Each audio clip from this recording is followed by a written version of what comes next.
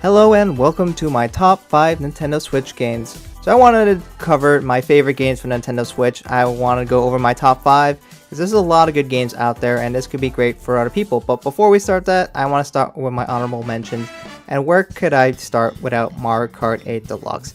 This is just a fantastic game overall. Yeah, so it kind of is a Wii U game that's ported over, but there are so many characters in here. There's even 200cc, which is great, although I suck at it. And there's item selections now with the updates, and also there was the DLC they added somewhat recently, which really expands the amount of options you have here. There's a lot of great options for courses you have. They all look really wonderful, and I think it's just overall a great experience. If you want to play a racing game on the Nintendo Switch, especially with friends, this is the game to get. And this game still looks great to this day, and who knows, maybe they'll make a Mario Kart 9 or 10. If you're interested in more of a party game, Super Mario Party Jamboree is probably one of your best choices. This is my favorite Mario Party on this console, and there is quite a bit you can do. You can face CPUs or go online, and you can choose party rules or pro rules depending on how you want to play, and there's a variety of maps, each with their own style of play.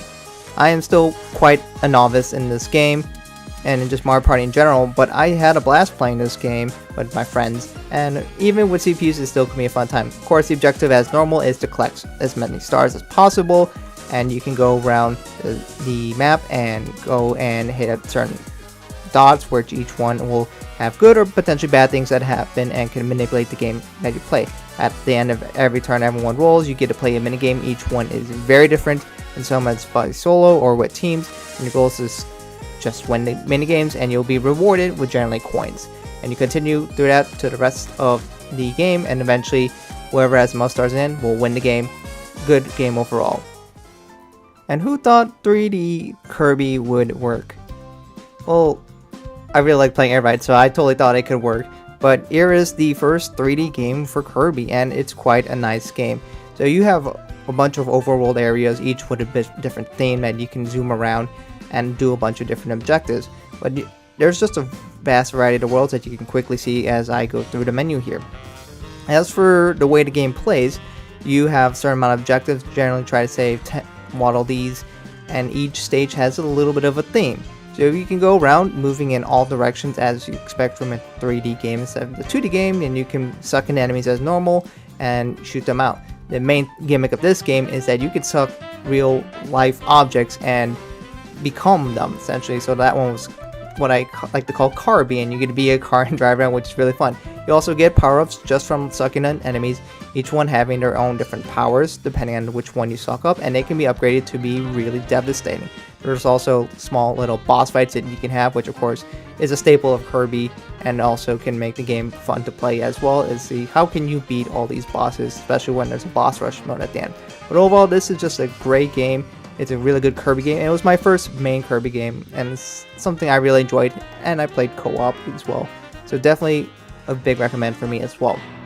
As for the Pokemon fans out there, Pokemon Legend Arceus, it's a pretty decent game, but it felt more like a beta or like a concept that really truly need to be fleshed out a little more. There's plenty of areas you can go around, and each one having their own different Pokemon, and you go walk around and do stuff in there, and this shows the huge potential of what Pokemon can be, because it's fun going around there. Of course, you can be attacked by the Pokemon, which like, oh wow, it gets a little bit of that Monster Hunter feel, and you can still do your traditional Pokemon battles by summoning out your Pokemon and fighting as normal with your turn-based attacks, and they even change it a little bit with the speeds, but you can go around, manipulate with the world, have your Pokemon collect items for you and attack trees, but it's just nice to be able to go around and see all the Pokemon around you. And there's some other stuff you can do where like get research and stuff and deal with alpha Pokemon, but in general I think this was a pretty fun game, but it would be nice if it looked better, ran better, and had more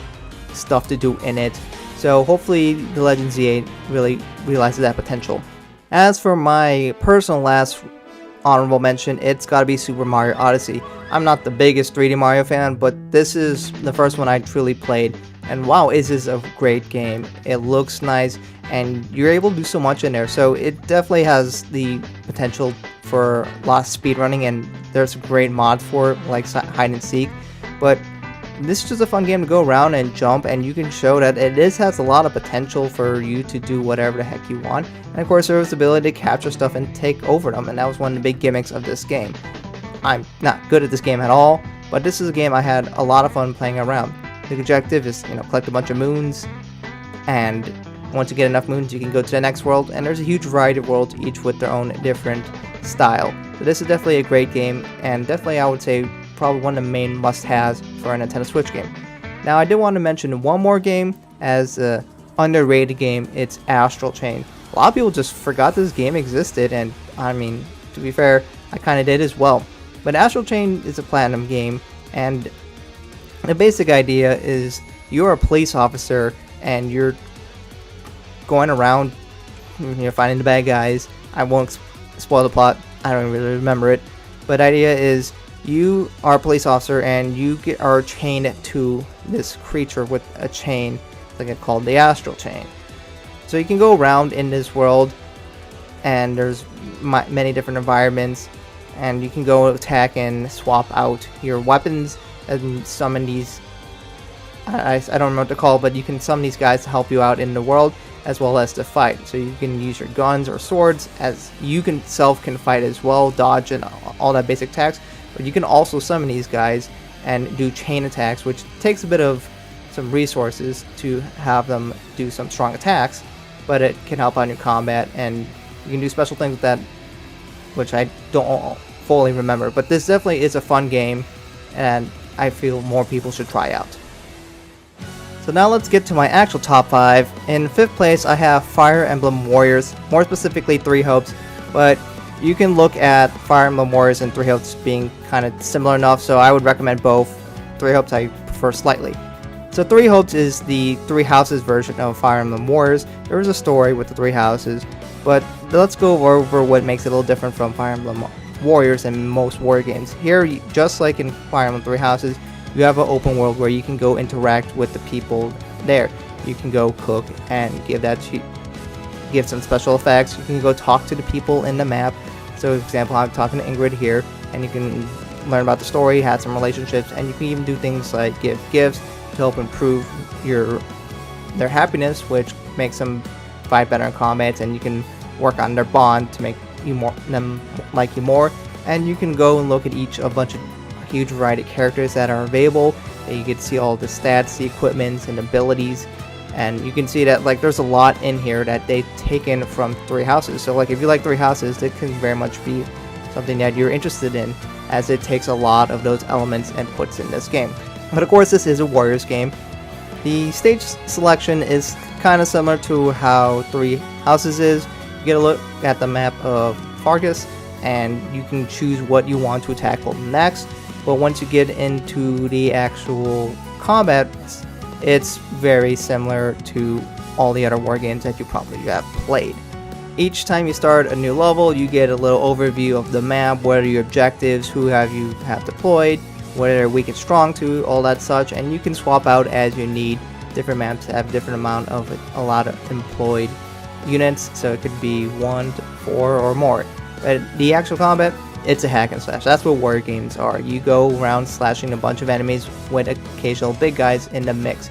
You can freely swap between the 4 characters by pressing down or up, so you can quickly jump around the battle and choose where you want them to go and be strategic where you are. This game also has the ability to have some special attacks tied to your weapon that you can use once in a while when you need a little boost, so especially when you're fighting some big guys and try to take out captains.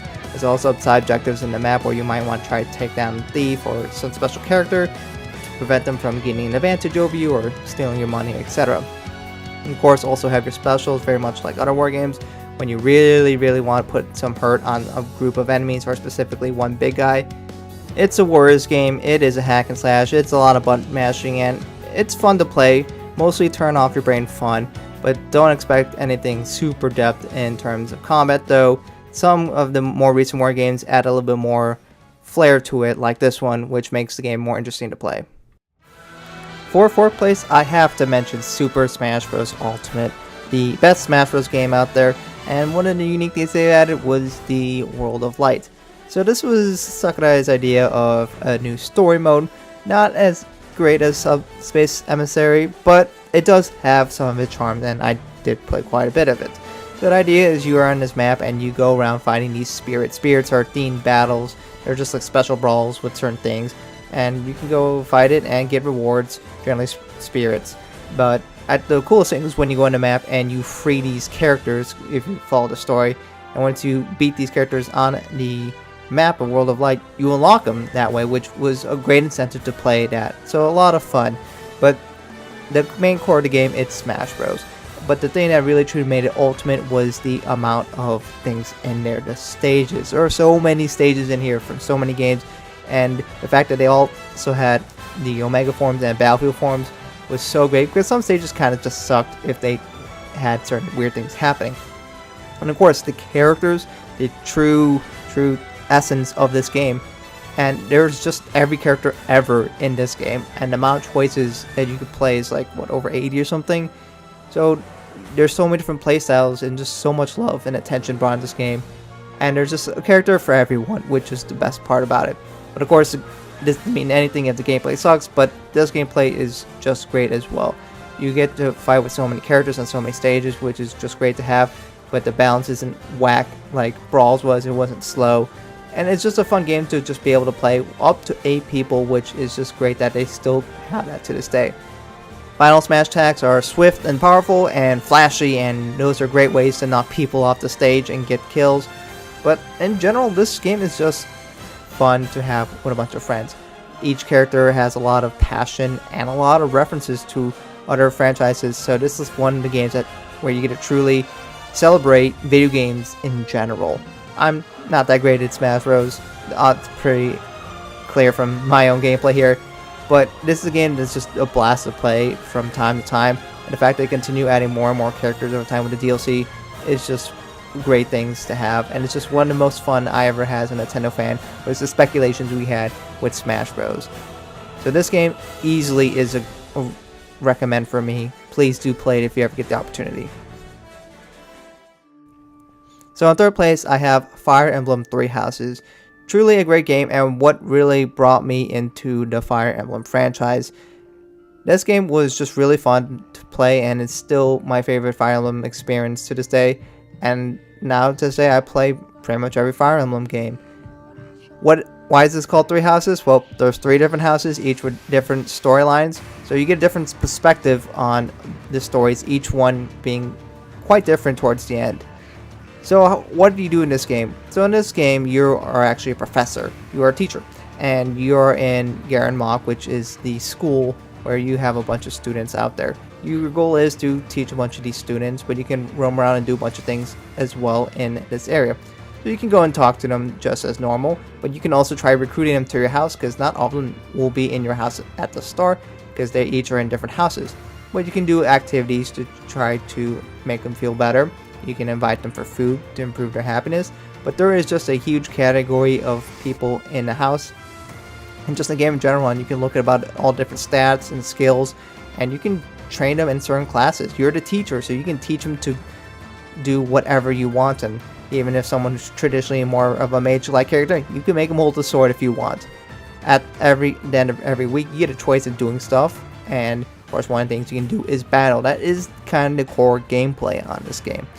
The gameplay is a standard Fire Emblem game, except you probably have a lot more units, so you can go and configure it the way you want. You don't have to run every student, because you can't, but you can choose which ones you want, and it's kind of the basic Fire Emblem strategy.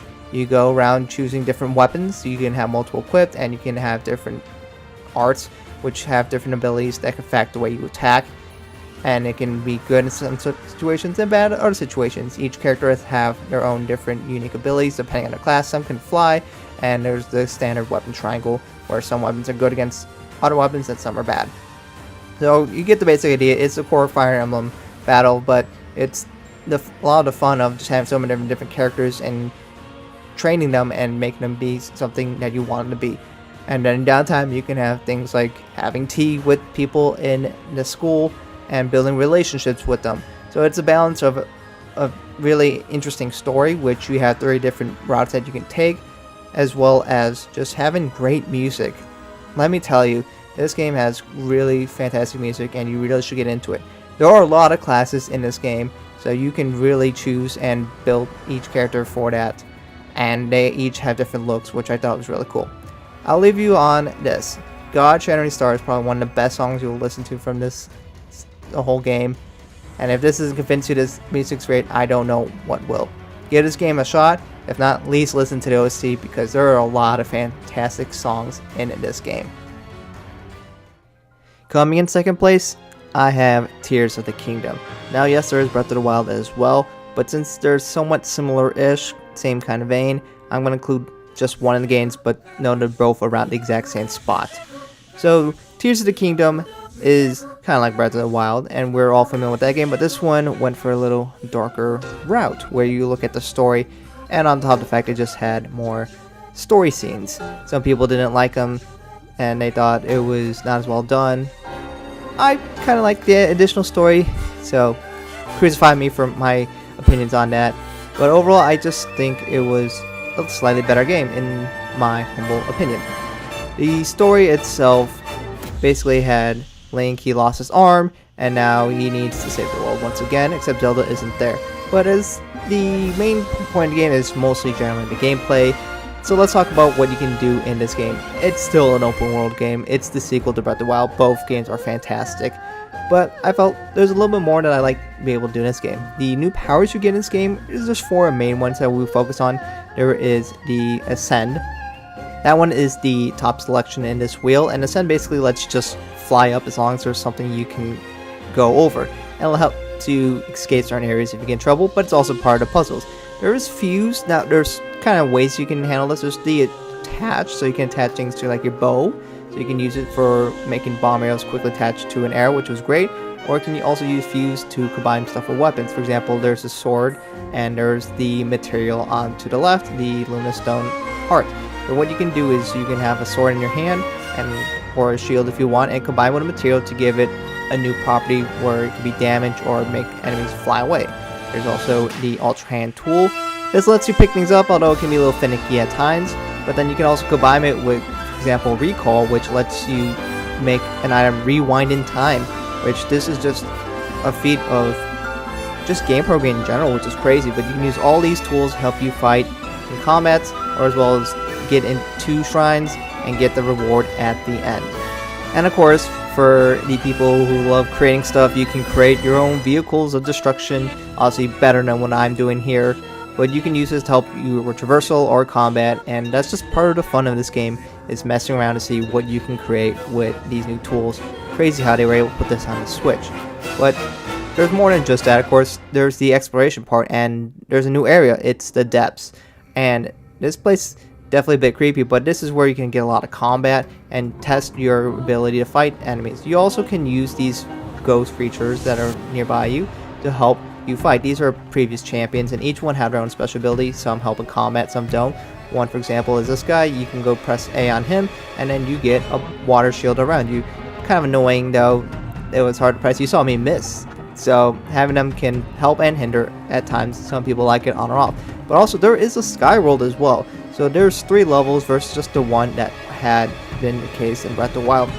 This game is just a programming feat, and somehow this works well on Nintendo Switch. In fact, you can go from the top in the sky world to the high roll to the depths, all without having a loading screen. Is insane. And again, it's on the Switch and it looks this good. How did they do this? But Pokemon can't even get anywhere near it. It's just kind of mind-blowing to me. But this game truly shows how good of a game could be made on the Switch, and it really showcases the potential for it. So you'll be foolish to not consider either of those games as one of the best games on the Switch, if not all time. These are wonderful games and definitely is worth your time to try out. And this is not to say that this game is perfect. The weapons still break relatively often. No game is perfect though, but this one is quite the adventure and you should play it. So what could possibly beat Tears of the Kingdom and Breath of the Wild? Well, my personal opinion, it's Xenoblade Chronicles. Yeah, burn me at the stake for liking Xenoblade Chronicles, but I just really enjoyed the game 2 and 3, and of course the DLC as well, but I'm just going to talk about 3 because that was my personal favorite out of all of them. Xenoblade Chronicles 3 has a lot of worlds to explore, each with different biomes and enemies and creatures you can traverse, and it also is another game that truly showcases the potential of the Nintendo Switch. So you can go around running through the world, no load screens, and have combats with big creatures, and look at how nice the world looks. Again, Pokemon, what the heck are you doing? But this is just honestly a fun game to play, where you have a bunch of your teammates just fighting all together at a time, and it's just basically one of the games I played the most on the Switch, so I had to include it. As for some of the parts that I really enjoyed in this game more than some other Xenoblade Chronicles games, is that you can freely switch between all the characters in your party as you gain more time. You get 6, and they're all controlled a little differently, and there's just something fun about choosing who you get to play at times, and especially controlling combat. You can control what outfits they wear, which are based on the classes that you can give for them as well. What are the classes? So just kind of like I mentioned in Fire Emblem Three Houses, you can control what classes each character has. Not all of them will truly fit with them, but you can do whatever the heck you want and make them whatever you want. And the way to unlock new classes is by the heroes that you find in the game. So there's a bunch of heroes, some from other games, as well as a bunch of them you find throughout the game. Once you recruit that hero to your party, they can join your party, and they can also teach classes to other people. So you can see, boom, that's the 7th member on your team. As for the combat itself, there's many things you can do, but one of the things is applying break, topple, launch, and then smash to get a big combo damage, and you can use that, or you can apply a bunch of buffs and debuffs, which are shown in the circles or diamonds on the bottom of the screen. You can combine them and use them to help you fight in the combat, and you can work on positioning as well as just mixing classes to find a way that you find good balance. But there's more than just that as well. There's Chain Attack. Chain Attack is your big, flashy ultimate per se, like Smash Bros. Ultimate. This is where you get to do some big boy damage to some big boy bosses. So you can train these attacks constantly to try to apply more and more and more and more damage, and apply certain stats to help or hinder the opponent that you are fighting. Also, not all my chain attacks are good, and there's times when you go down in combat, but these combats can last quite some time, as you can see as I fast forward quickly. But good chain attacks will lead you to great combos, which you can bring your enemy down. Another thing that you can have in your combat is the Ouroboros, where you get to combine 2 members into 1, as you can see here. So the Ouroboros basically is just an empowered version of your character, where you get to do some really flashy special attacks that can do even bigger damage and help you take down enemies with some flashy moves and big numbers. Xenoblade 3 and just all the Xenoblades in general have a lot of enemies, a lot of story, and just a really long playtime, 100 hours easy for a lot of them. And it's just honestly one of the best experiences I had on Nintendo Switch. And I get it, not everybody's interested in these kind of games, especially long RPGs like this, but it's just something I enjoyed a lot. So who knows, maybe you'll like this game too. I took a gamble and I ended up liking it. And if you like RPGs, this is definitely one I would highly consider. But that will be my favorite Nintendo Switch game, Xenoblade 3, with 2 and Torna and so on being close to that as well. So those are my top 5 games for Nintendo Switch. Let me know what you guys think about this in the comments below.